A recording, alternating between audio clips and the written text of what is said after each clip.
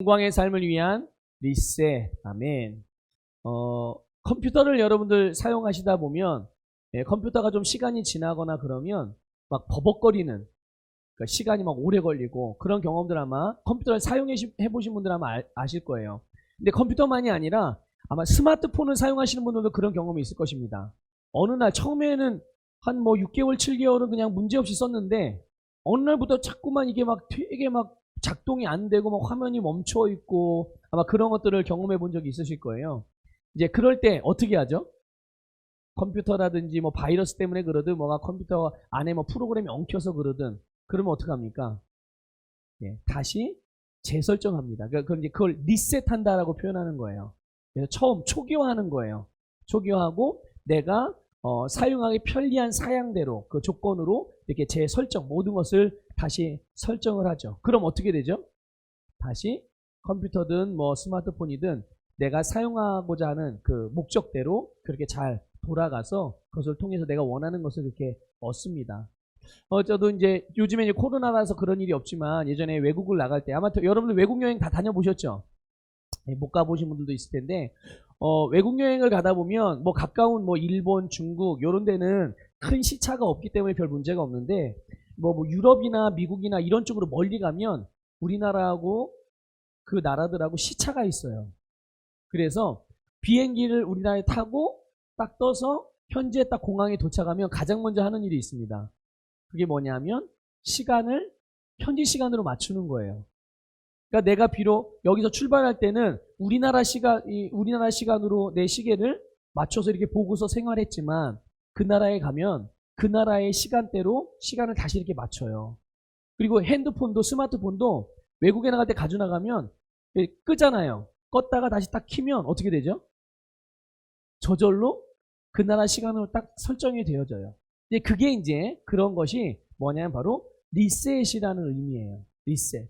그러니까 리셋은 재설정하는 거예요. 그 형편과 그 상황과 그 처지와 그 조건에 맞게 재설정되어지는 것을 리셋이라고 말하는데, 여러분 우리가 살아가는 삶이 영적인 삶입니다. 특히 하나님께서 우리 믿음의 백성들에게, 하나님의 자녀인 저와 여러분들에게 영광스러운 삶을 주셨어요.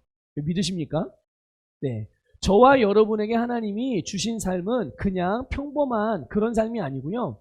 영광스러운 삶이에요. 그렇기 때문에 누구든지 하나님의 자녀인 그리스도인들은 한 명의 예외도 없습니다. 누구든지 하나님께서 주신 영광스러운 삶을 살 수 있는 잠재력을 다 가지고 있어요.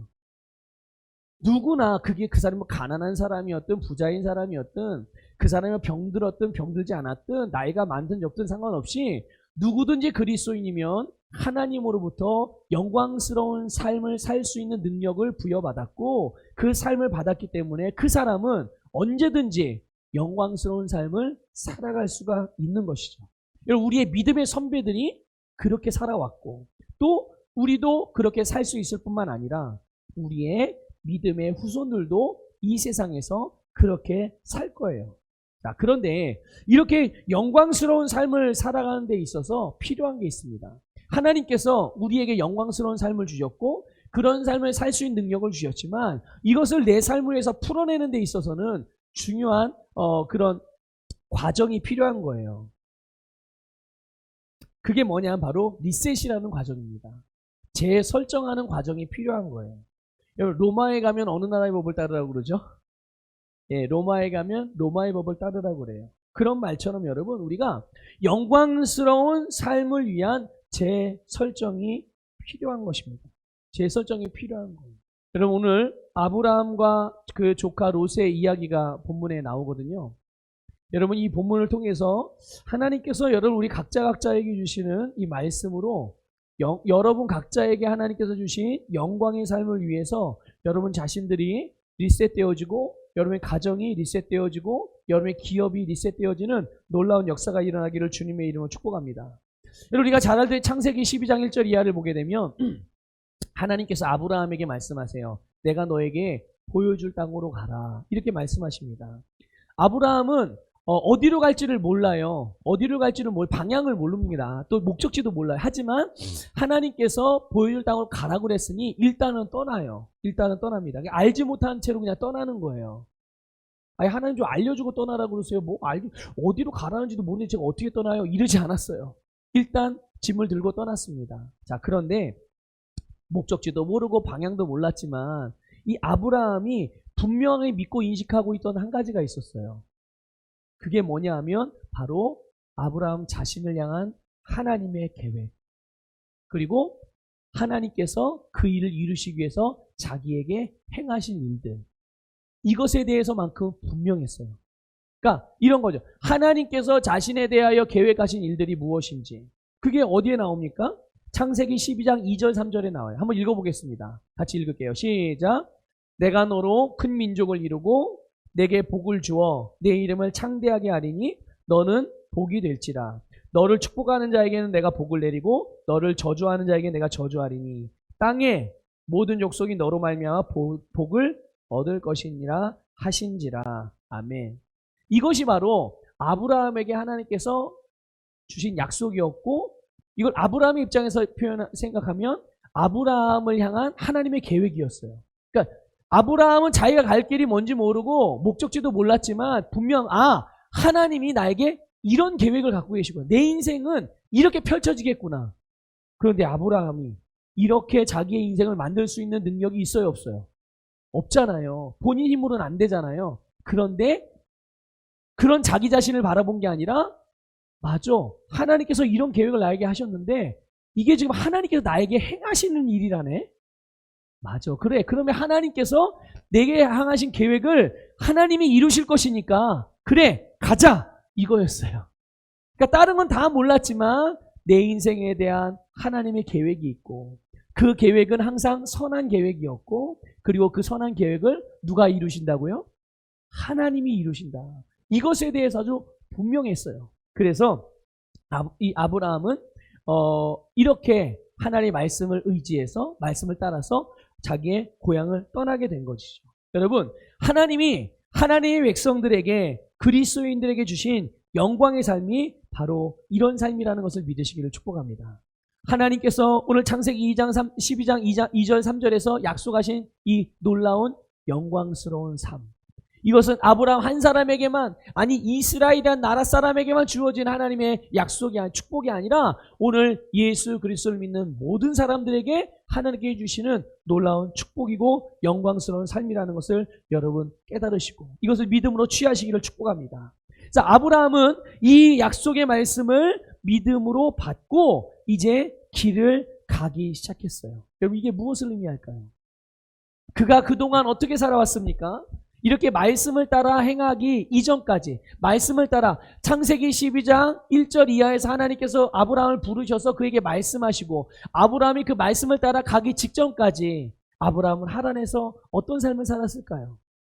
아브라함은 그때도 여전히 하나님을 섬기는 사람이었어요.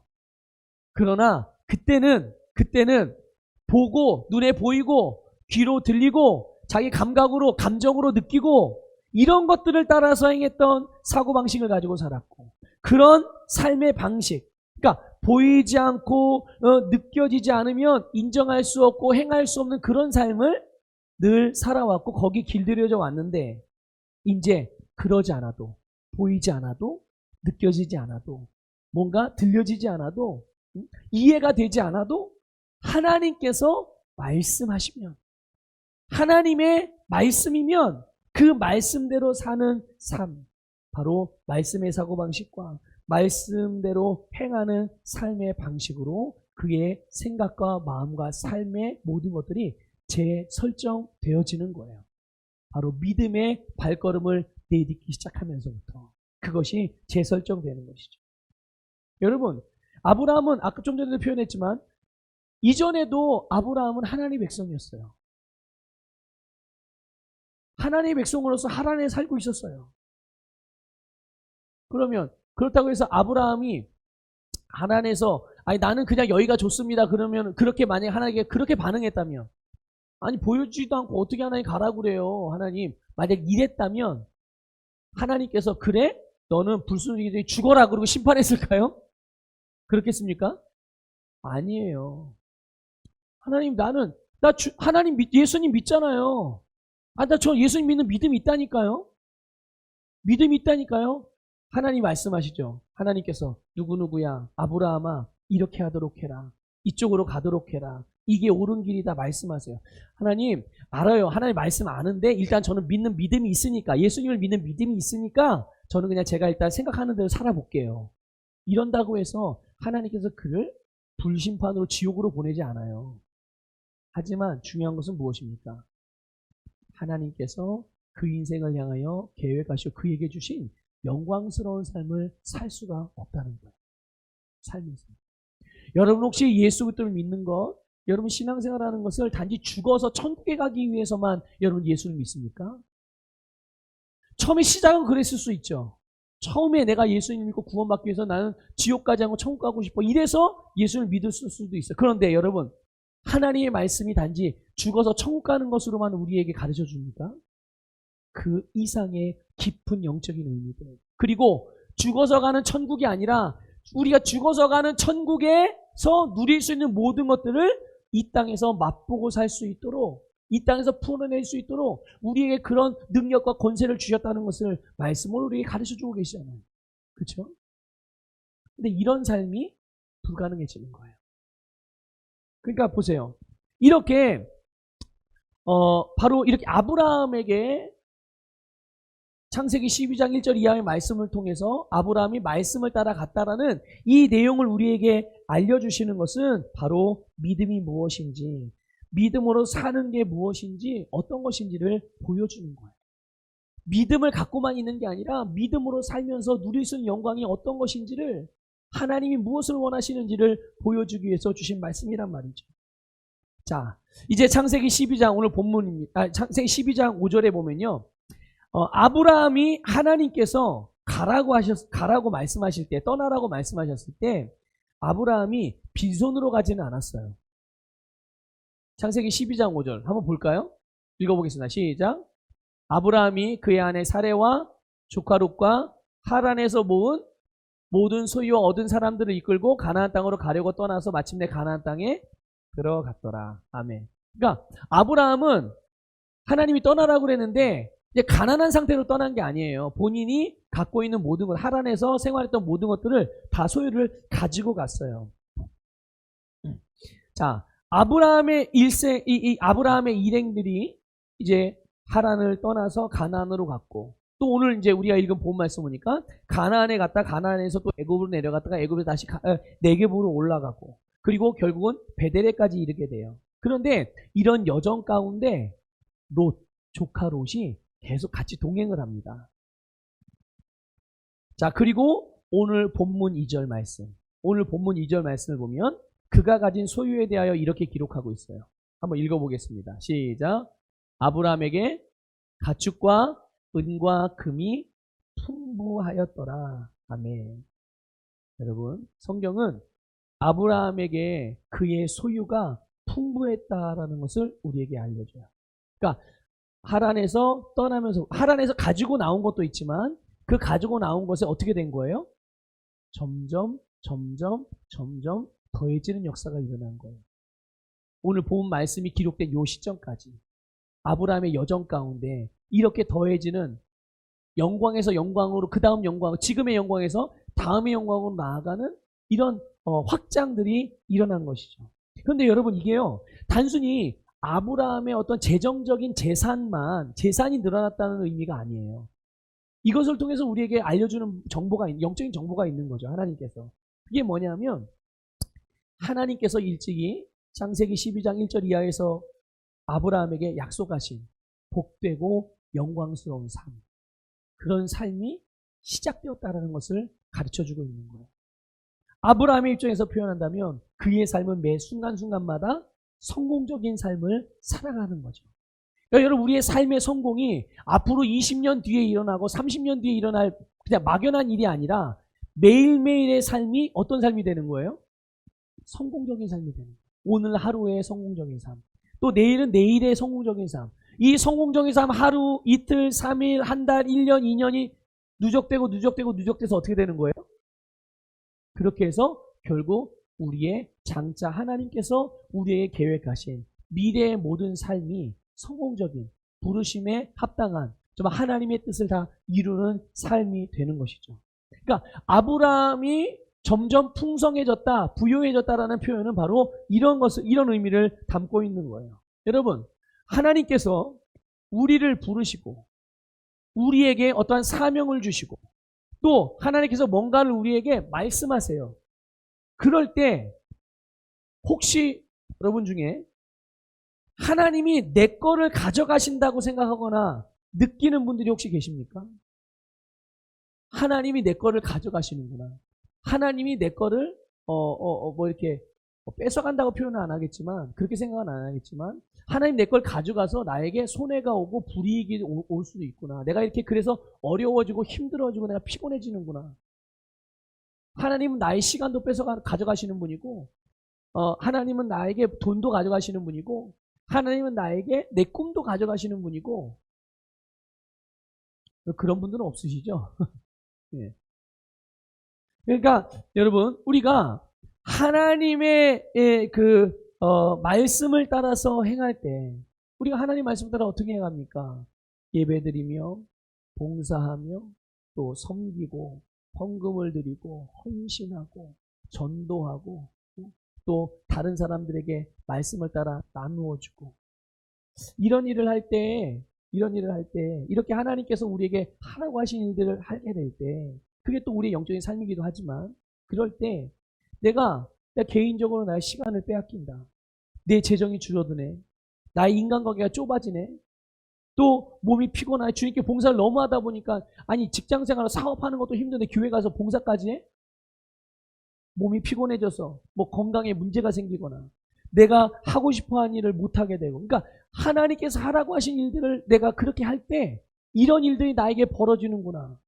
혹 이렇게 생각하는 분들이 계세요. 그래서 믿음의 사람들은 가난해지고 믿음의 사람들은 피곤한 삶을 살고 믿음의 사람들은 어려운 삶을 살고 그러니까 그리스도인들은 가난한 게 마땅하고 그리스도인들은 힘들고 고통스럽게 사는 게 마땅하고 그리스도인들은 불쌍하게 사는 게 마땅하고 여러분 혹 이렇게 생각하고 오해하시는 분들이 있다면 여러분 오늘 본문 말씀에 아브라함을 주목하시기를 바랍니다. 아브라함이 가난해졌습니까? 주님을 섬기고 따를수록 아브라함이 점점 가난해졌나요? 아브라함이 점점 병들었습니까? 아브라함의 인간관계가 점점 좁아졌습니까? 아브라함의 영향력이 점점 줄어들었습니까? 아브라함이 자기가 하고 싶은 일을 못했습니까? 단 한 번도 그런 적이 없어요. 오히려 그 반대 현상이 일어났죠. 어떻게 해요? 지금의 영광에서 다음의 영광으로 점점 증가되고 확장되어지는 역사가 일어났다는 것을 깨달으시기를 축복합니다. 그러니까 하나님은 아브라함에게 오늘 어떤 그리스도인들처럼 그렇게 하나님에 대해 오해할 만한 그런 일들을 하나님은 행하지 않으셨고요. 또 우리에게도 그렇게 하시는 분이 아니라는 것을 믿으시기를 주님의 이름으로 축복합니다. 하나님은 선하신 분이고 하나님은 사랑의 하나님이시고 하나님은 언제나 나에게 가장 좋은 삶을 주시는 분이라는 것을 믿으시기를 축복합니다. 아브라함은 여러분 풍부하게 되었어요. 이 사람이 바로 우리의 믿음의 조상입니다. 여러분 아버지가 풍부하면 자식은 어떻습니까? 아버지가 풍부하면 자식도 풍부한 거예요. 우리의 믿음의 조상인 아브라함이 그랬다면 영적인 믿음의 후손 자손인 우리도 바로 이렇게 풍요로운 부유한 자라는 것을 믿으시기를 축복합니다. 그런데 여러분 아직까지는 하나님께서 아브라함에게 약속하신 것들이 다 이루어진 것도 아니었어요. 이루어져 가고 있는 것이 다 이루어진 게 아니었단 말이에요. 그럼에도 불구하고 성경은 아브라함이 어땠다라고 말하고 있어요? 그 모든 수요가 풍요로웠다, 부요했다, 풍부했다라고 말씀하고 있습니다. 여러분 이건 돈의 많고 적음을 의미하는 게 아니에요. 세상적인 기준의 그런 성공을 위한 말씀이 아닙니다. 아브라함이 모든 것에 풍성했다라는 말씀은 그가 하고자 하는 일에 제한받지 않고 할 수 있었다는 얘기예요. 아브라함이 하고자 하는 일에 제한받지 않았다는 거예요. 돈이 없어서 못해요. 상황이 안 돼서 못해요. 하나님께서 뭔가를 우리에게 감동하시고 말씀하시는데 또 우리가 마땅히 당연히 하나님의 자녀로서 몸된 그리스도의 몸인 교회의 공동체로서 내게 맡겨진 직분이 있는데 나는 시간이 없어서 못합니다. 내 가정에 지난번에 남편하고 싸워가지고 나 기분 나빠서 못해요. 아내하고 다퉈가지고 내가 힘이 빠져서 못합니다. 자존심 상해서 못합니다. 저 사람이 날 무시해서 못합니다. 여러 가지 안 될 이유들이 너무나도 많아요. 그런데 그런 것 때문에 못하고 안 하고 뒤로 미루고 아브라함이 모든 것에 풍부했다라는 것은 어떤 것으로도 제한받지 않고 본인이 하고자 하는 일, 또 본인이 해야 하는 일들, 하나님께 자기에게 맡겨주신 일들에 대하여 제한받지 않고 다 할 수 있었다는 얘기예요. 이 말씀을 여러분 잘 깨달으시기를 주님의 이름으로 축복합니다. 그러면 그가 하고자 한 일이 무엇이었을까요? 두 가지만 말씀드릴게요. 하나는 여러분 하나님의 말씀을 따라 행하는 일이었어요. 하나님께서 예배드려라 그럼 예배드리고, 하나님께서 아들을 바쳐라 그러면 아들을 바치고, 하나님 네 소유를 바쳐라 그러면 소유를 바치고, 오른쪽으로 가라 그러면 오른쪽으로 가고, 왼쪽으로 가라 그러면 왼쪽으로 가고, 하나님께서 그에게 말씀을 하실 때마다 그는 믿음으로, 이 아브라함은 자기의 믿음이 어떤 상황이나 환경에 제한받지 않고 상황이나 환경에 따라 달라지지 않고 말씀을 따라 행하는 일, 이것에 여러분 제한이 없었다는 것을 깨달으시기 바랍니다. 하나님이 제한을 없게 만들어준 것도 있지만 아브라함 스스로가 그것에 대하여 영향을 받지 않았다는 거예요.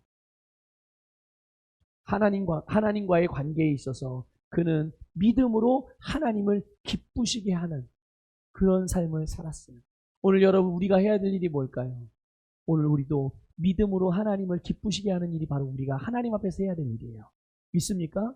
그것이 기도하는 일이면 기도하는 걸로, 그것이 예배드리는 것이면 예배드리는 일로, 그것이 봉사하는 일이면 봉사하는 일로, 그게 내 삶을 드리는 일이면 내 삶을 드림으로, 어떤 모양과도 상관없어요. 주님께서 우리에게 말씀하시면 그 일을 가장 효과적이고 잘 이룰 수 있는 방법이라면, 방향이라면 내가 그거에 합당하게 그렇게 리셋해서 그런 모습으로 하나님을 믿음으로 기쁘시게 하는 삶을 살아가는 것이 우리의 할 일이죠. 또 그가 하고자 하는 두 번째 일이 있었어요. 그게 뭐냐면 아브라함은 혼자 나온 게 아니잖아요. 아브라함은 홀몸이 아니었어요. 그러니까 자기와 자기 아내를 제외하고도 돌봐야 될 사람이 엄청 많았습니다. 조카 롯도 있죠. 롯의 가족들도 있죠. 여기를 비롯해 가지고 아브라함의 집에서 그 당시에는 이 각 집집마다 그 이거 뭐라고 표현해야 되나요? 여러분 은행이나 이런 데 가면 청운경찰 있죠. 은행이나 관공서 가면 청운경찰 있잖아요. 그런 것처럼 자기의 집을 보호하는 그런 경비병들이 있었어요. 그런데 그 경비병의 숫자만 몇 명이냐면 318명이었어요. 아브라함의 집안에 경비병만 해도 318명. 근데 이 경비병은 그냥 경비병, 최적의 경비병만 그런 거예요. 그러니까 그들의 가족과 그들의 자식까지 다 포함하면 어마어마하죠. 그러니까 아브라함을 통해서 먹고 살아야 되는 사람들, 아브라함을 통해서 공급받아야 되는 그런 삶의 필요들을 제공받아야 되는 사람들이요 엄청 많았던 거예요. 그런데 이것만 해도 어마어마한데, 그런데 여러분 하나님께서 얼마나 더 큰 영광으로 그를 축복하셨습니까? 이제 그 가정이 아니라 모든 민족을 그에게 주셨어요. 그래서 아브라함과 아브라함의 후손들을 통해, 자손들을 통해서 모든 민족은 전 세계를 말하는 거잖아요. 모든 세계가 그들을 통해서 축복을 받게 하는, 복을 나눠주게 하는 이런 영광스러운 삶을 아브라함에게 주신 거예요. 그런데 아브라함은 이제 이 일을 하는데 다른 사람의 필요를 채우고 다른 사람을 부유하게 만들고 다른 사람을 성공시키는 이 일을, 축복의 삶을 살 수 있도록 섬기고 나눠주는 일에 제한받지 않도록 풍성하게 했다는 것을 믿으시길 바랍니다. 하나님을 향해, 그리고 하나님께 주신 사명이 그의 이웃, 다른 사람들을 향해 하고자 하는 모든 일을 다 완수하기에 부족함이 없는 그 풍성한 복이 아브라함에게, 그리고 오늘 그리스도인인 저와 여러분, 우리 모두에게 있다는 것을 말씀해 주고 있는 거예요. 한번 고백합시다. 나는 부유한 자입니다. 나는 풍성한 자입니다. 나는 세상을 먹이고도 남을 만큼 풍성한 자입니다. 네, 그게 바로 하나님께서 아브라함을 통해서 우리에게 보여주시는 우리의 영광스러운 삶의 모습인 거예요. 여러분, 이것을 보시기를 축복합니다. 이거를 보고 이렇게 오늘 여러분들에게 변화가 일어나기를 주님의 이름으로 축복합니다. 자, 아브라함이 말씀을 따라갔어요. 신약 성경 곳곳에서 아브라함이 말씀을 따라갔다는 것을 믿음이라고 기록하고 있어요. 말씀을 따라가는 게 믿음입니다. 그렇습니다, 여러분. 말씀을 따라서 행하는 것, 그리고 믿는 것, 이거는 분리되지 않아요. 하나예요. 절대 따로 떼어서 생각할 수 없습니다.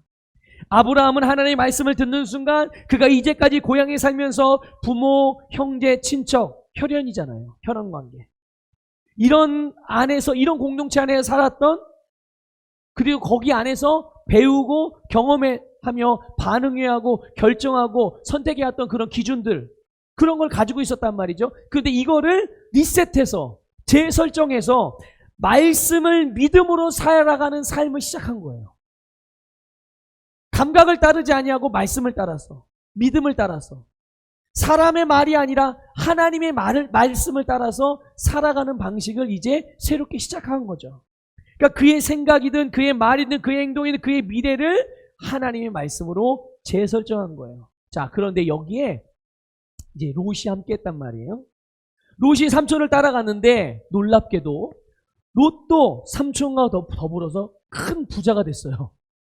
롯도 큰 부자가 됐단 말이에요. 여러분, 얼마나 부자가 됐는가 하면요, 이제 아브라함과 같이 살 수 없을 정도로, 그 지역과 땅이 얼마나 넓은데, 그런데 그럼에도 불구하고 이제 더 이상 삼촌인 아브라함과 함께 거주할 수 없을 정도로 거부가 된 거예요. 그게 이제 6절에 나오죠, 6절에. 그런데 성경을 잘 보면요, 여러분, 성경을 잘 보시면 하나님께서 아브라함에게는 많은 것들을 말씀해 주셨어요. 그런데 성경에 롯에 대해서는, 롯을 향해서 직접 말씀하신 내용이 없습니다. 있군요. 롯이 소돔과 고모라에서 나와야 되는, 그 심판을 면하기 위해서 나와야 될 그 상황에 천사를 보내시죠, 하나님께서. 그때 롯에게 근데 롯에게 하나님께서 직접 말하지 않아요. 그런데 그럼에도 불구하고 어떻게 롯이 이렇게 부유한 삶을 살 수 있었을까? 어떻게 이렇게 증가된 삶을 살 수 있었겠어요? 답은 아주 단순합니다. 비법은 아주 단순해요. 이게 뭐냐면 삼촌 말을 잘 들어서예요. 누구 말을 잘 들었다고요? 삼촌이 누군데요? 예, 아브라함의 말을 잘 들은 거예요, 롯이. 예? 그러니까 혈연적으로는 삼촌이거든요. 혈연적으로는 삼촌인데 사실 그 관계의 의미에서는 그 이상이었죠. 아브라함이 롯에게 있어서는요, 아버지와도 같았고요. 그리고 선생님이기도 했고, 또 선지자이기도 했어요. 그리고 영적인 멘토이기도 했죠. 그러니까 롯은 자기 영적인 멘토인 아브라함이 어떻게 하면 옆에 다 보잖아요. 아브라함이 하는 것마다 잘 되네. 아브라함이 말하는 대로 모든 게 이루어지네요. 그러니까 그걸 보고서 다 배우는 거예요, 이러고. 그런데 이제 나중에 이따 말씀드리겠지만 안타까운 거는 방법만 배운 거예요. 원리를 모르고 왜 이런 거죠. 사람들이 대부도의 남동 땅이 앞으로 오를 거래. 그러니까 남동에 있는 땅을 사, 이렇게 말해줬어요. 그래? 그럼 내가 땅을 사면 한 2배, 3배는 오르겠네? 그래, 알았어. 땅 살게. 덜컥 삽니다. 또 말합니다, 누가. 이번에는 동동 땅이 앞으로 오를 가능성이 있대. 그러니까 빨리 동동 땅 사. 그랬더니, 그래? 또 돈 다 끌어모아서 동동 땅을 또 삽니다. 그런데 그 땅이 왜 오르는지를 모르는 거예요. 남동 땅이 왜 오르고 동동 땅이 왜 오르는지를 모르는 거예요. 그냥 오른다고 말하니까 다른 사람 다 사니까 자기도 따라 사는 거예요. 그런데 이게 정확한 정보이고 바른 정보라면 괜찮습니다. 그냥 따라가기만 해도 어떻게 되는 거예요? 부스러기라도 얻어먹으니까. 그런데 본인이 어떤 중요한 결정을 스스로 해야 될 때, 또 정말 진짜 확장, 큰 확장이 일어날 때는 그렇게 방법만 가지고는 되지 않아요. 원리를 알아야 돼. 그래야 속지 않고 분별할 수가 있는 거거든요. 근데 어쨌든 롯이 이 삼촌 아브라함의 말을 잘 들어서 그렇게 아브라함처럼 부유하게 된 거예요. 그러니까 하나님이 아브라함에게 뭔가를 말씀해 주시면 아브라함은 그것을 자기도 믿음으로 받고 자기도 그렇게 살아갈 뿐만 아니라 조카와 그 가정에 있는 사람들에게도, 가정 식구들에게도 다 가르쳐주고 알려주는 거죠. 롯도 그렇게 행하도록 가르친 거예요. 그러니까 롯은 아브라함의 말도 듣고 아브라함의 가르침도 배우면서 아브라함을 따랐고, 그래서 하나님의 말씀을 따라 행했던 아브라함처럼, 아브라함이 그렇게 형통했던 것처럼 롯도 그렇게 형통한 거예요. 자, 누가복음 7장 보세요. 누가복음 7장 22절 읽어보겠습니다. 시작. 예수께서 대답하여 이르시되 너희가 가서 보고 들은 것을 요한에게 알리되 맹인이 보며 못 걷는 사람이 걸으며 나병 환자가 깨끗함을 받으며 귀 먹은 사람이 들으며 죽은 자가 살아나며 가난한 자에게 복음이 전파된다 하라. 아멘. 자, 보십시오, 여러분.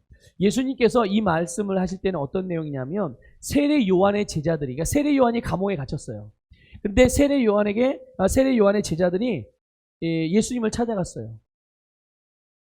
그래서 이제 예수님이 그 세례 요한의 제자들에게 말씀하시는 거죠. 야, 세례 요한에게 가서 이렇게 말해. 이렇게 말하라라고 알려주는 거예요. 뭘 말하라고요? 어떤 내용을 말하래요? 너희들이 지금 나를 통해서 보고 들은 것, 그거를 가서 너의 선생님인 세례 요한에게 말해줘. 이렇게 말씀하고 있는 거예요. 여러분, 그들이 예수님에게서 보고 들은 게 뭡니까? 병든 자가 치유되고 저주받은 자가 자유케 되고 죽은 자가 살아나고 가난한 자가 부유하게 되고, 복음이잖아요. 그렇죠? 복음의 생명의 능력이에요. 이것을 가서 말하래요. 이것을 말하라고 그랬습니다. 여러분, 우리가 영광스러운 삶을 살 수 있는데 필요한 이 리셋, 재설정의 과정이 있어요. 그 중에 가장 중요한 게 뭔가 하면 바로 우리의 언어입니다. 우리의 말이에요. 여러분, 우리의 입술에는 하나님께서 세상을 창조하신 영적인 원리가 담겨 있다는 것을 믿으시기를 주님의 이름으로 축복합니다. 그래서 우리는 말을 통해서 우리의 삶의 경로를 새롭게 재설정하셔야 하는 거예요.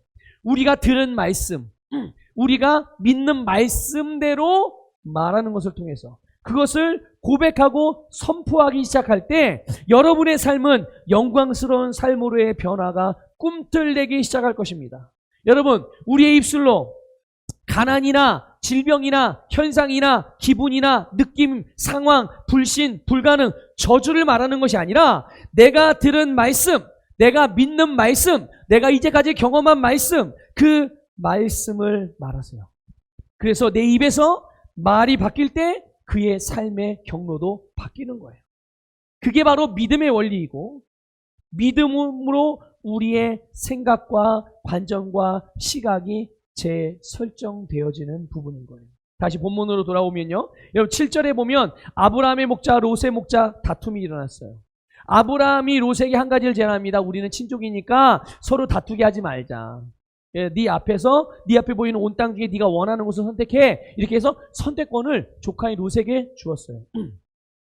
자, 롯은 이 자기에게 넘겨진 선택권을 사용해서 요단 지역, 그러니까 소돔과 고모라 땅을 선택했습니다. 근데 여기도 아주 중요한, 우리가 좀 생각해 봐야 될 바가 있는 거예요. 이 롯의 선택은 누가 봐도 아주 당연한 선택이었고 합리적인 선택이었고 가장 좋은 선택한 것이라고 여길 수 있을 만한 것들이었어요. 왜냐? 거기가 지금은 그 주변의 땅 중에 가장 비옥하게 보였거든요. 가장 푸르게 보였거든요. 주변이 다 황량한 사막인데 거기만 푸르러요. 네? 그 지역은 온 땅에 물이 넉넉하고 마치 에덴 동산 같고 애굽 땅과도 같았으니까. 그런데 롯이 놓치고 있었던 게 있었어요. 롯이 놓치고 있었던 거.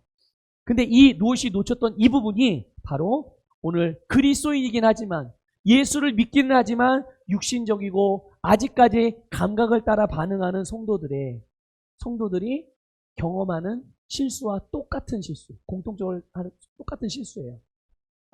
여러분, 본인에게 선택권이 주어졌잖아요. 롯에게. 어느 지역을 선택할지. 근데 그 선택권이 어떤 방향으로 사용되어져야 하나님을 기쁘시게 하는 일이고 자기에게 진짜 복이 되는 일입니다. 이거를 알아야 되거든요. 롯이 이렇게 자기의 더 나은 삶을 위해, 더 발전의 성장을 위해, 자기의 지경의 어떤 확장을 위해 어떤 선택하는 순간, 어떤 기회, 선택의 기회가 왔을 때, 여러분, 지금까지 그가 어떻게 그렇게 성공적인 삶을 살 수 있었나요? 누구 때문에? 누구 때문이죠? 첫 번째는 하나님 때문이고, 두 번째는 하나님께서 말씀을 통하여 자기에게 전달해준 말씀의 통로인 아브라함 때문이었어요. 영적인 멘토 때문이었죠. 그러면 그런 중요한 선택의 기로가 자기에게 왔을 때 최소한 한 번쯤은 생각해 봐야 되지 않겠어요? 정상적인 사람이라면. 롯은 자기 힘으로 자기 인생을 성공시킨 사람이 아니에요. 철저하게 누구에게 의존되었던 거예요? 아브라함에게 의존되었던 겁니다. 그의 옆에서 아브라함 때문에 복을 받는 거거든요. 이게 바로 하나님이 롯에게 베푼 은혜이기도 하고, 그래서 이 롯은 자기 자신에게 주신 하나님의 은혜, 또 자기가 이렇게 복된 삶을 살 수 있었던 이 영적인 원리를 알고 있었더라면, 그것을 감사하며 그 은혜를 기억하고 있었더라면 자기에게 어떤 중요한 이런 선택의 기회가 왔을 때, 지금 어쨌든 삼촌은 자기 영적인 멘토잖아요. 선지자이기도 하고. 그러면 그 아브라함에게 오히려, 아니 삼촌, 지금 내가 지금까지도 삼촌 옆에서 삼촌 덕분에 이렇게 하나님께서 삼촌을 복 주셔서 그 은혜로 저도 이렇게 복을 받고 지금까지 왔으니, 삼촌이 볼 때 어디가 좋은지, 어디가 내가 살만한 데인지 좀 한번 선택해 주시면 안 되겠습니까? 삼촌이 알려주시면 내가 그대로 그냥 한번 따라 볼게요. 지금까지도 삼촌에게는 오류가 없었고, 삼촌이 잘못된 선택을 하지 않았고, 항상 하나님이 삼촌과 함께 있으니, 내가 뭐 잘 모르고 그냥 내가 보고 싶은데 이렇게 볼 게 아니라, 삼촌이 이렇게 알려주면 내가 그 방향으로 한번 따라가 볼게요. 이렇게 할 수 있었던 거죠. 왜 그렇습니까? 왜냐하면 롯은 아직 그때까지도 하나님의 음성, 하나님의 말씀을 들을 수 없는 그런 상태였고, 아브라함은 어떤 사람이었어요? 계속 하나님의 말씀을 듣고 말씀을 따르는 상태였다는 사실입니다. 하나님의 선지자였죠, 아브라함. 그러니까 롯이 아브라함을 단지 혈연적인 삼촌의 관계가 아니라 영적인 관계 안에서 생각할 수 있었더라면, 하나님께서 롯 자신을 복되게 하기 위해서, 복 주시기 위해서 아브라함이라는 선지자를 붙여주신 것, 이렇게 생각했더라면 아마 롯의 선택은 조금 달라졌을 거예요. 그렇죠? 이건 우리가 잘 알죠? 롯이 소돔과 고모라를 선택한 이유가 뭡니까? 10절 보세요. 10절. 한번 읽어볼게요. 시작. 이에 롯이 눈을 들어 요단 지역을 바라본즉 소알까지 온 땅에 물이 넉넉하니 여호와께서 소돔과 고모라를 멸하시기 전이었으므로 여호와의 동상 같고 애굽 땅과 같았더라. 아멘. 네. 육신의 눈에 보이는 대로 그렇게 보고 그게 선택하고 그게 결정했단 말이에요. 그리고는 삼촌인 아브라함에게는 뭘 남겨놨나요? 롯이 뭘 남겨놨습니까? 자기는 그래 좋은 땅 찾아갔다 이거예요. 그럼 남은 삼촌은요? 남은 삼촌 아브라함은요? 남은 자기의 선지자는요? 남은 자기의 영적인 멘토는 황량한 사막 가운데 홀로 내버려 두고 본인 혼자 가는 거예요. 좋은 데 찾아서. 여러분, 그런데 성경은 이 롯을 베드로후서 2장 7절에 뭐라고 말하냐면 이렇게 의로운 롯이다 이렇게 표현했어요. 의로운 롯. 왜 의로운 롯입니까? 하나님을 믿는 자이기 때문에 그런 거예요. 하나님 믿는 자. 롯이 뭔가 특별하게 행동을 잘해서가 아니라 하나님의 백성이었기 때문에 롯을 의로운 롯이라고 표현한 거예요. 자, 그런데 롯은 의로운 사람이었지만 의로운 롯도 이렇게 어떻게 해요? 연약함이 있고 실수가 있는 거예요. 여러분 훌륭하게 보이는 성도라도 실수할 수 있죠. 실수할 수 있습니다. 그렇기 때문에 신앙생활을 잘하는 사람 같이 보여도 삶에서 큰 어려움을 겪고 또 삶에서 어떤 갈등을 겪는 경우들이 있거든요. 왜 그렇습니까? 그들에게도 약점과 연약함들이 있기 때문에 그런 거예요.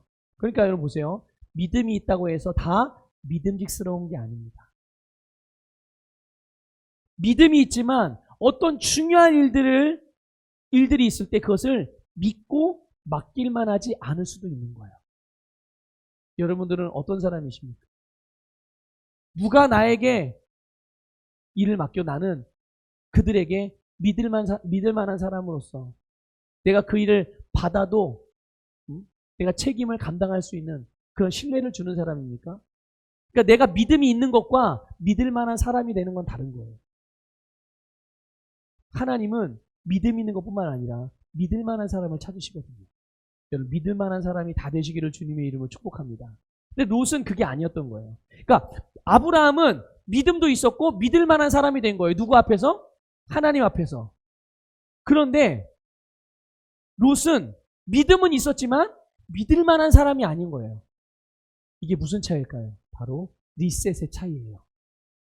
그의 생각과 중심과 삶의 방식이 말씀으로 재설정되었느냐 아니면 여전히 그냥 자기 생각대로 살아가느냐, 이런 차이가, 이런 기준이 바로 이런 완전히 다른 삶의 결과를 가져오게 된 것이죠. 여러분 눈으로 보는 대로 결정하는 거는 믿음이 아니에요. 그냥 사실을 확인하는 것뿐이지. 여러분 믿음은 보이지 않고 보이지 않아도 말씀을 따라서 또 말씀의 원리를 따라서 선택하고 결정하는 겁니다. 롯의 관점으로는 소돔과 고모라가 너무 좋아 보여서 그곳에 살기로 선택해서 들어갔어요. 그런데 하나님 관점에서 보면 그 지역이 어떤 지역이었죠? 13절에 보니까 그 지역은 거기 사람들은 악하고 큰 죄인이라고 말씀하고 있어요. 그렇다면 여러분 롯은 영적으로 그곳에 살아가는 사람들을 대면했을 때 이제 거기 들어가야 되잖아요. 근데 거기 사람들은 죄가 많고 죄인들이라고 그랬어요. 이제 롯이 거기 들어갑니다. 의인인 롯이 거기로 들어가요. 그럼 그 사람들을 이제 만나고 계속 그 사람들 안에 살아갈 거 아니겠어요? 자, 그러면 그들의 악한 영향력을 받지 않을 만큼 이 롯이 영적으로 강건했을까요? 준비됐을까요? 아니에요. 당연히 아니었어요. 그럼에도 불구하고 롯은 그곳의 사람들 속에 살려고 들어간 거죠. 그의 선택의 과정에서 이런 영적인 부분이 전혀 고려되지 않고 있다는 것을 여러분 알 수 있으셔야 합니다. 그저 괜찮겠지? 잘 될 거야. 하나님이 지켜주시겠지? 이러고 그냥 낙관하기만 한 거예요. 반면에 여러분 아브라함은 어떤 사람입니까? 아브라함은 영적으로 강건한 사람이었어요. 그러니까 그는 엘람 왕이었던 그돌라오멜과 그의 연합군과 싸워서 승리하게 됩니다. 또 그뿐입니까? 이후에 아비멜렉에게도 그리고 바로 왕에게도 이기고 본인이 원하는 것을 얻어냅니다. 물론 여러분 그럴 때마다 아브라함이 두려움이 없었겠습니까? 주저하고자 하는 마음이 없었겠어요? 아니죠. 항상 어떤 도전적인 상황을 만나면 마음에 그걸 기쁘고 즐겁게 전쟁이 나서 좋다 이러고 받아들이는 사람이 어디 있어요. 다 거기에 대해서 어려운 마음을 다 느끼죠. 그런데 그때마다 하나님께서 어떻게 하셨어요? 그때마다 아브라함이 하나님 말씀하시는 거예요.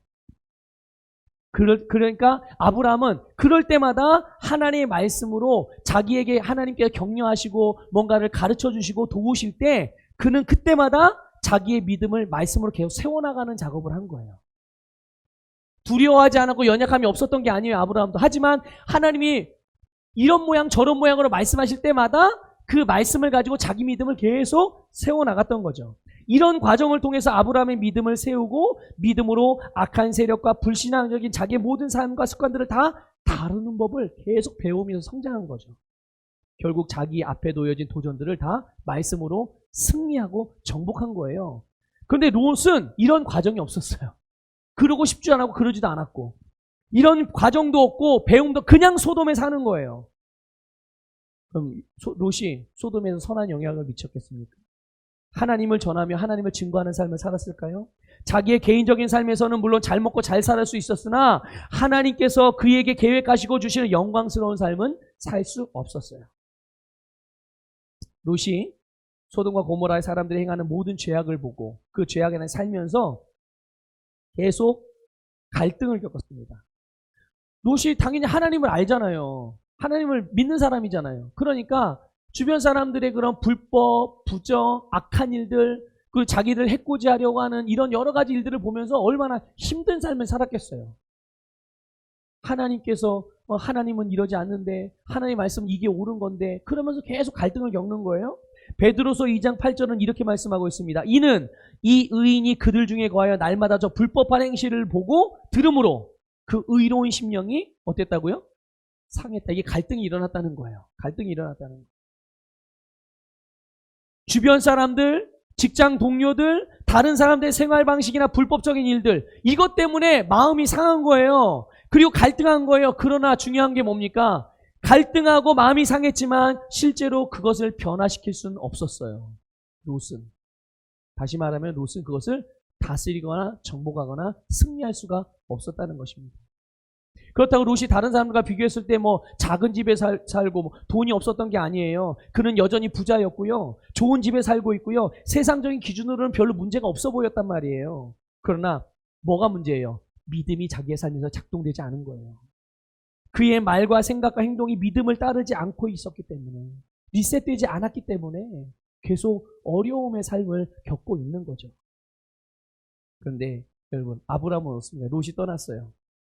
아브라함은 하나님께서 아브라함에게 말씀하십니다. 야, 눈을 들어 사방을 봐라. 네가 보는 데까지.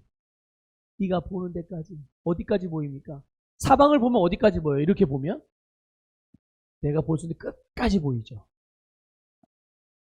북쪽을 봐도 그렇고 남쪽을 봐도 그렇고 동쪽을 봐도 그렇고 서쪽을 봐도 그렇고 내가 볼 수 있는 끝까지. 이게 무슨 말입니까? 하나님이 약속하셨잖아요. 모든 민족이 너를 통하여 복을 얻는다. 복을 받는다. 모든 민족이 사는 모든 온 세상을 말하는 거예요. 그 모든 세상이 누구의 거가 되는 겁니까? 아브라함의 영향력 안으로 다 들어오는 거고 아브라함을 통해서 세상이 복을. 그러니까 하나님이 주신 모든 것을 다 차지하는 이 역사가 아브라함에게 일어나는 거예요. 여러분, 오늘 하나님의 말씀으로 여러분의 중심이 리셋되기를 축복합니다. 여러분의 생각이, 여러분의 마음에, 또 삶의 태도, 삶의 습관들 모든 것이 재설정되셔서 여러분 롯이 아닌 아브라함과 같이 모든 삶이 영적으로 연결되어지고 영적으로 분별되어지고 영적으로 선택되어져서 여러분의 삶에 좀 하나님이 이미 여러분에게 허락하여 주신 또 다 주신 영광스러운 삶을 살고 누리시기를 주님의 이름으로 축복합니다.